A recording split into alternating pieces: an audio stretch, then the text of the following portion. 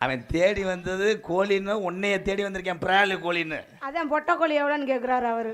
பொட்டக்கோழி பொட்டக்கோழி பயலுகடா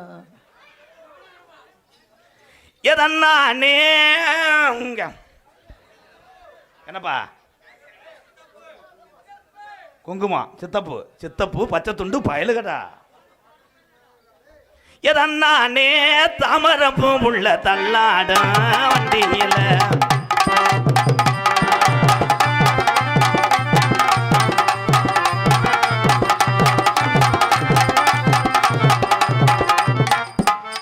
என்ன செய்வேன் என்ன பண்ணி ஒன்றும் பண்ண முடியாது. அதுக்கு ஒர்க் பண்றதுக்கு தான் ப்ராப்பர்ட்டி நான் வந்திருக்கேன்.